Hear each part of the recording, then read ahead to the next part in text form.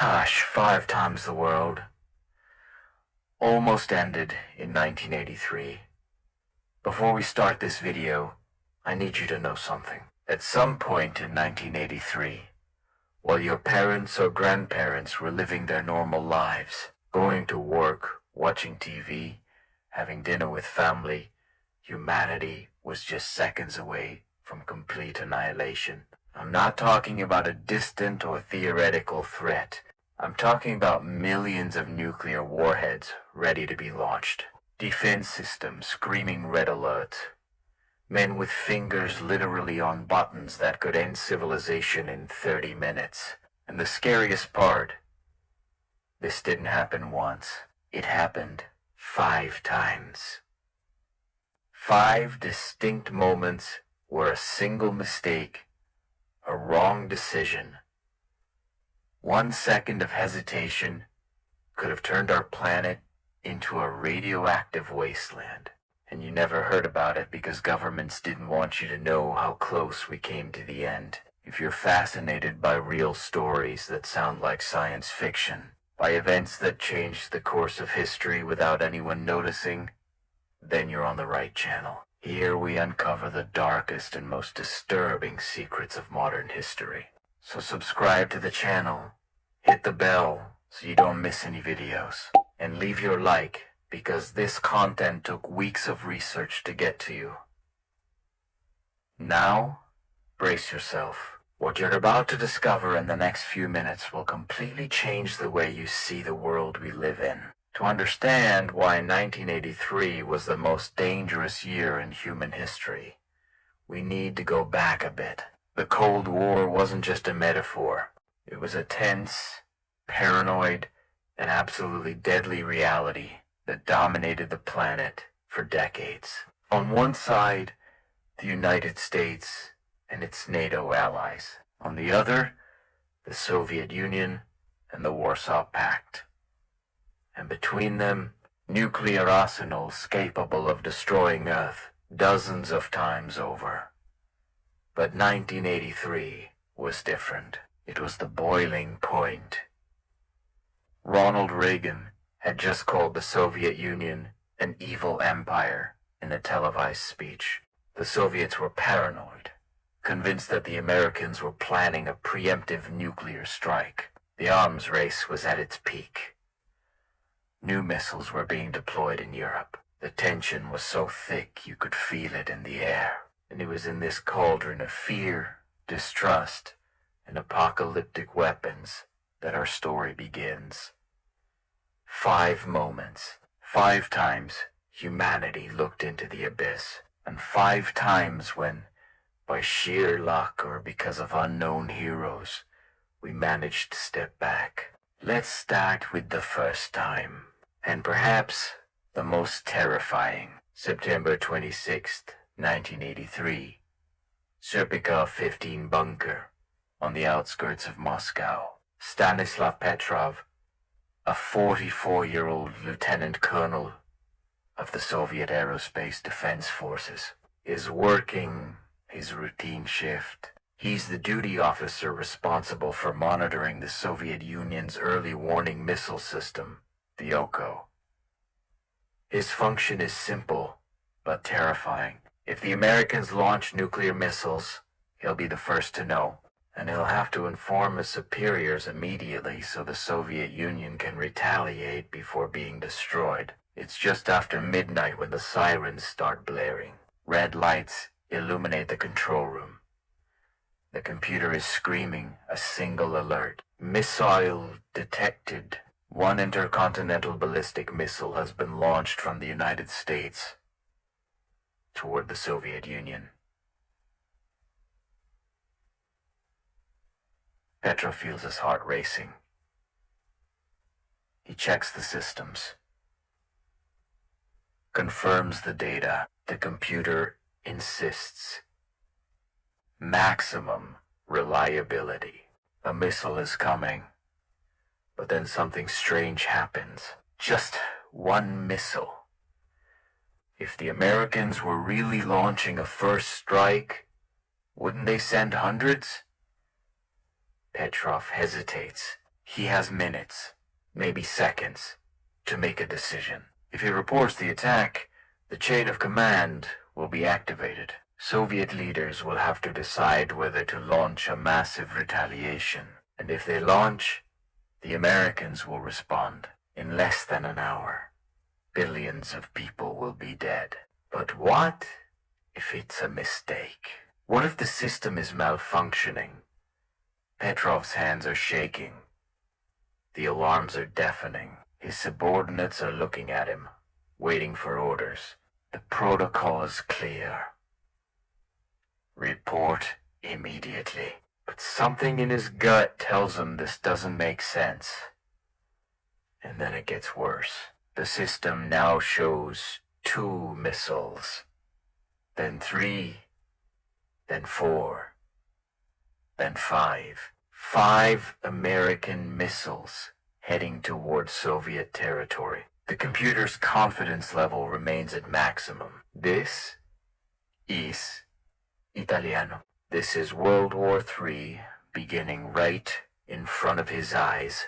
Petrov makes a decision that will save the world, though no one will know about it for decades. He picks up the phone and reports to his superiors that the system is experiencing a malfunction.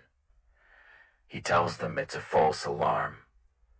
He has no proof, no evidence, just intuition, just a feeling that a real American first strike would involve hundreds of missiles, not 5. Is right. It takes 23 agonizing minutes for ground-based radar to confirm what Petrov suspected. There are no missiles. The satellite system had mistaken sunlight reflecting off clouds for missile launches. A glitch. A technical error. Nothing more. But in those 23 minutes, Petrov held the fate of humanity in his hands. If he had followed protocol, if he had reported an attack, the Soviet leadership might have launched a counterstrike, and the world as we know it would have ended. Not because of evil. Not because of intention, but because of a computer error and clouds in the sky. Petrov was neither rewarded nor punished. His superiors were embarrassed by the system's failure and quietly reassigned him. He lived the rest of his life in relative obscurity, dying in 2017 at age 77. The world he saved barely knew his name, but that was just the first time in 1983 that we almost died. And believe me, it gets even more insane. November 2nd, 1983. The Soviet Union is more paranoid than ever. They've convinced themselves that NATO is planning something called Operation Ryan, a supposed first-strike nuclear attack. Soviet intelligence has been ordered to watch for any signs of preparation. The KGB is on high alert. Every NATO military exercise is viewed with deep suspicion. And now, NATO is conducting one of its largest military exercises in history. It's called Able Archer 83. On paper, it's just a command post exercise, a simulation to test NATO's nuclear release procedures. No actual troops are being mobilized. No real missiles are being armed. It's all on paper, all theoretical. But the Soviets don't see it that way. From their perspective, Able Archer looks exactly like what a real nuclear attack preparation would look like. NATO forces across Europe are going through the motions of preparing for nuclear war. Communications are being encrypted. Command chains are being tested. Nuclear release authorization procedures are being practiced. And then NATO does something that sends Soviet intelligence into absolute panic. They change their communication procedures mid-exercise. They start using new codes. They simulate moving political leaders to protected bunkers. To NATO, this is just adding realism to the exercise. To the Soviets, this looks like the real thing. Soviet intelligence reports are flooding into Moscow. KGB agents across Europe are reporting unusual activity. Some reports are accurate observations of the exercise. Others are exaggerated or misinterpreted, but they all point to the same terrifying conclusion. The Americans are preparing to strike. The Soviet Union begins to respond. Nuclear-capable aircraft in East Germany and Poland are put on high alert. Some sources suggest that Soviet nuclear forces were moved to a higher state of readiness. The leadership in Moscow is seriously considering whether this is the moment, whether the Americans are actually about to launch. What makes this even more dangerous is the timing. Remember, this is less than 2 months after the Stanislav Petrov incident. The Soviets' early warning systems have already proven unreliable. Trust is at an all-time low, and now they're watching what appears to be NATO preparing for nuclear war. For several days, the world teeters on the edge. NATO commanders conducting the exercise have no idea how close they are to triggering an actual nuclear war. They're just running a simulation, completely unaware that on the other side of the Iron Curtain, Soviet leaders are debating whether to launch a preemptive strike. The crisis only de-escalates when Able Archer 83 ends on November 11th. NATO forces return to normal operations. The Soviets, watching carefully, realize that no attack is coming. The tension slowly decreases, but for 9 days in November, we were closer to nuclear war than most people ever knew. It would be years before Western intelligence fully understood how dangerous this moment was. When the information finally came out after the Cold War ended, former officials were shocked. A routine military exercise had nearly caused the apocalypse, and nobody on the NATO side had any idea. 2 incidents, 2 near misses. And we're not even halfway through 1983 yet. Let's continue. January 1983. The year hasn't even really started, and we're already facing potential catastrophe. This time, the danger comes from a place most people wouldn't expect, the Arctic Ocean. A Soviet nuclear submarine is conducting a covert operation in the Arctic waters. These missions are routine during the Cold War.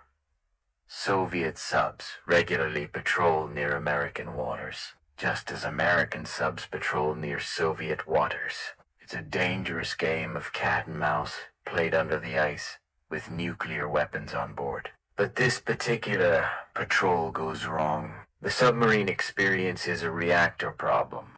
Details remain classified even today, but what we know is terrifying. The submarine's nuclear reactor begins to malfunction while the vessel is deep underwater and far from home. The crew is dealing with rising radiation levels, failing systems, and the very real possibility of a catastrophic meltdown. Here's why this is apocalyptic. This submarine is carrying nuclear weapons. If the reactor melts down completely, there's a risk of detonation. Even if the weapons don't explode, a reactor meltdown in the Arctic Ocean could spread massive amounts of radiation. But more importantly, if the submarine is forced to surface in distress near American waters, there's a very real risk that the United States might interpret it as an attack. The crew works desperately to control the reactor. They're dealing with equipment failures, contamination, and the knowledge that one wrong move could kill them all, or start a war. Or bot.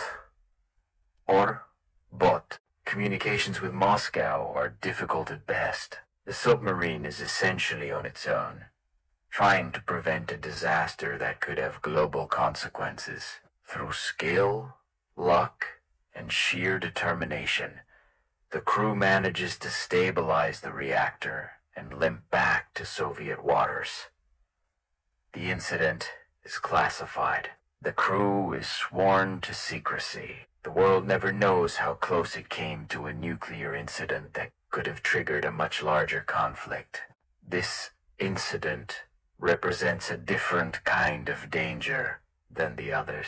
Not a false alarm or a misunderstanding, but the inherent risk of operating nuclear systems in hostile environments. Throughout 1983, similar incidents occurred with both Soviet and American nuclear submarines. Each one was a potential trigger for catastrophe. We're 3 incidents in, and the pattern is becoming clear. The world in 1983 was a powder keg. Every day brought new opportunities for mistakes, malfunctions, and misunderstandings that could end civilization. And we still have 2 more incidents to discuss. March 23rd, 1983. President Ronald Reagan goes on television to announce something that will fundamentally change the Cold War and push the Soviets into an even deeper state of paranoia. He calls it the Strategic Defense Initiative. The media calls it Star Wars. Reagan's vision is ambitious. He proposes building a space-based missile defense system that could shoot down Soviet nuclear missiles before they reach American territory. He presents it as a way to make nuclear weapons obsolete, to protect America without threatening anyone. But the Soviets see it very differently. To them, Star Wars looks like preparation for a first strike. Here's their logic. If America builds a shield that can stop Soviet missiles, then America could launch its own missiles, knowing that Soviet retaliation would be blocked.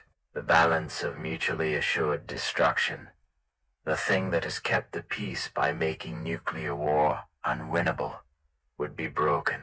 The announcement sent Soviet military and political leaders into a frenzy. ¿Es real? Is America actually capable of building such a system? If they are, how long do we have before it's operational? And most importantly, do we need to strike before they finish building it? Soviet intelligence is ordered to determine the feasibility of the Star Wars program. Resources are diverted, spies are activated, and the pressure on Soviet scientists and military planners reaches new heights. They need to know if this threat is real and what they can do about it. Throughout the spring and summer of 1983, this pressure builds. The Soviets accelerate their own weapons programs. They increase their intelligence gathering, and they become even more convinced that America is preparing for war. What makes this particularly dangerous is that it's not a sudden crisis like a false alarm or a military exercise.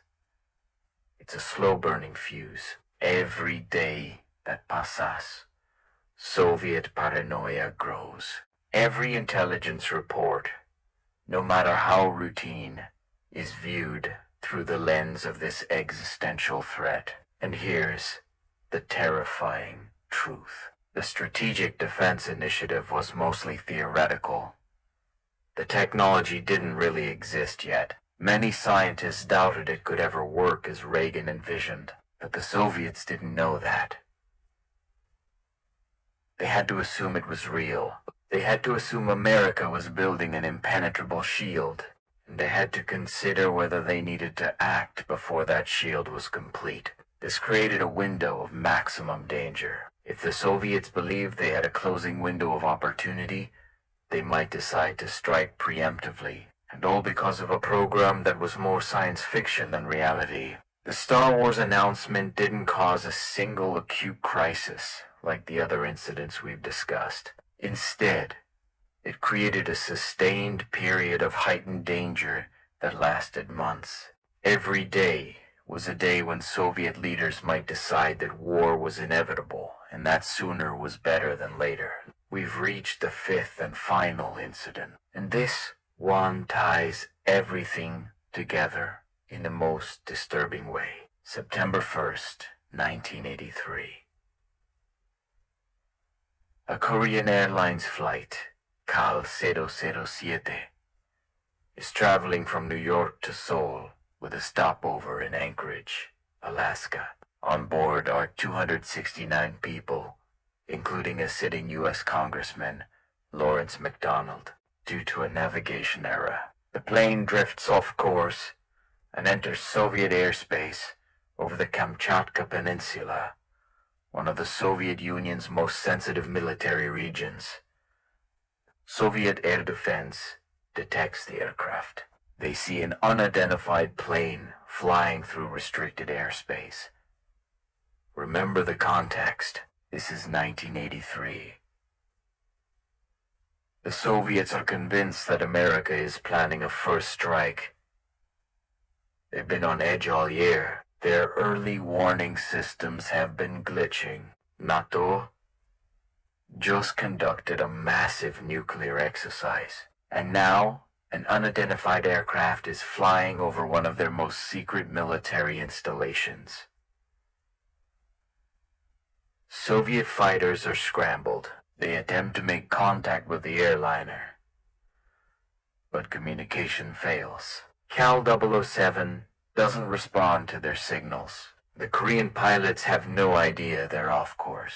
They don't know Soviet fighters are trying to reach them. They're just flying what they think is their normal route. Soviet ground control is in chaos.